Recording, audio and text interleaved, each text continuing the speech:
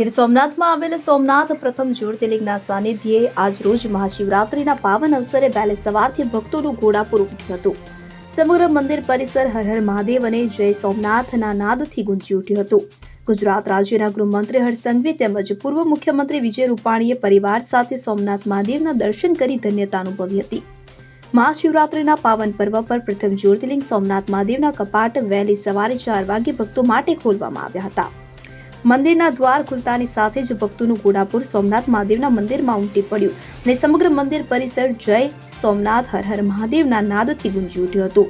તો મહાદેવને પ્રાંત પૂજા કરી વિશ્વ કલ્યાણી પ્રાર્થના કરવામાં આવી તેમજ વિશેષ શ્રીલિંગાર પણ કરવામાં આવ્યો હતો. આ સિવાય સમગ્ર દિવસ દરમિયાન અલગ અલગ પૂજા અર્ચના કરવામાં આવી હતી તેમજ મંદિર દર્શનાર્થીઓ માટે સતત 42 કલાક સુધી ખુલ્લું રહેશે હોવાનું જણાવાયું હતું. સ્પેશિયલી દર્શન કરવા માટે આવી છું.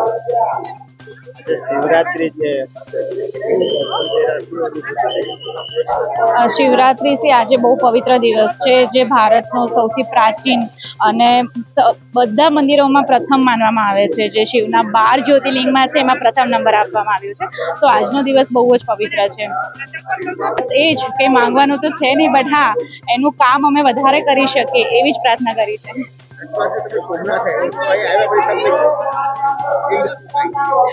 ફીલ એવું થાય છે કે મતલબ આ જે ભક્તો છે એની ભીડ બહુ જ છે અને બધા બહુ જ શ્રદ્ધાથી અહીંયા આવેલા છે. બધા બહુ दूर दूर થી અહીંયા आवेला છે. तो आज જોઈને खूब જ आनंद कि आप लोग जानते हैं सोमनाथ पहले प्रथम ज्योतिर्लिंग है और मेरे पूरे 12 ज्योतिर्लिंग पूरे होने के बाद में मुझे फिर से ये भगवान ने अवसर दिया कि मैं आके इनके दर्शन कर सकूं. तो ये मेरे लिए बहुत सौभाग्य की बात है. और आज महाशिवरात्रि है, जबकि शिव और पार्वती जी का विवाह हुआ था. जिस अवसर पे भी हमें दर्शन मिला तो इससे बढ़ के कुछ नहीं है. यहाँ पे हर एक शिव रोम रोम शिवमय हुआ है. और आप सभी को महाशिवरात्रि की हार्दिक शुभकामनाएं. जय शिव, जय शंभू.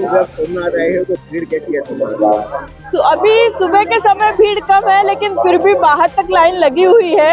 और ये तो स्वाभाविक है कि इतना हो सकता है सब महाकुंभ में जाने की वजह से यहाँ पे इतनी रश नहीं रही होगी. लेकिन जैसे जैसे टाइम बढ़ेगा तो और हमें भीड़ बढ़ती हुई दिखेगी.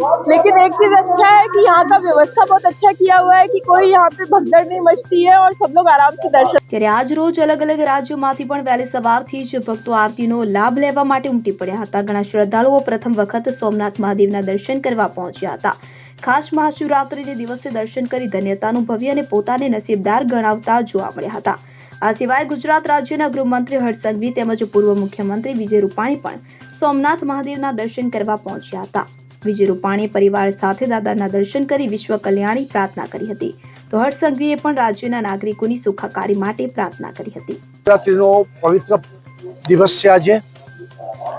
દેશભરમાં સનાતન ધર્મ અને એની ખૂબ કુંભને કારણે લોકોમાં ખૂબ ઉત્સાહ પણ છે. આપણી હિન્દુ ધર્મ, પ્રાચીન સંસ્કૃતિ અને મહાશિવરાત્રિ પણ આ વખતે લોકો ખૂબ ઉત્સાહથી મનાવી રહ્યા છે, શ્રદ્ધાથી મનાવી રહ્યા છે. અને આપણે ત્યાં મહાશિવરાત્રિ એટલે ગુજરાતમાં સોમનાથમાં મહાપૂજા અને ભવનાથમાં જે આપણે રાત્રે ત્યાં સરઘસ નીકળે છે અને પછી દામોદર કુંડમાં સ્નાન થાય છે. આનું વર્ષોથી મહત્ત્વ છે. અને સાથે સાથે શિવરાત્રિની પરિક્રમા ગિરનારની એનું પણ બહુ મોટું મહત્ત્વ છે. એટલે એનો પણ ઉત્સાહપૂર્વક ઉજવણી કરવામાં આવી છે. કુંભને કારણે વાતાવરણ ખૂબ બન્યું છે. એટલે આજે પણ ખૂબ ભાવિકો, શ્રદ્ધાળુઓ અહીંયા દર્શન કરવા આવ્યા છે. દર વખતે અમે લોકો પણ મહાશિવરાત્રિમાં ધજા ચડાવવા અને પૂજા કરવા માટે આવીએ છીએ.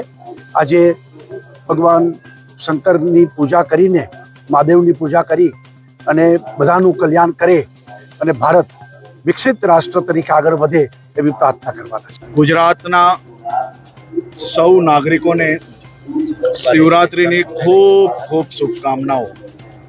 આજે સોમનાથ દાદાના દર્શન કરી રાજ્યના સૌ નાગરિકોની સુખાકારી, શાંતિ, સલામતી બની રહે તેવી પ્રાર્થના કરી પૂજા અર્ચના કરવાનો અવસર મળ્યો.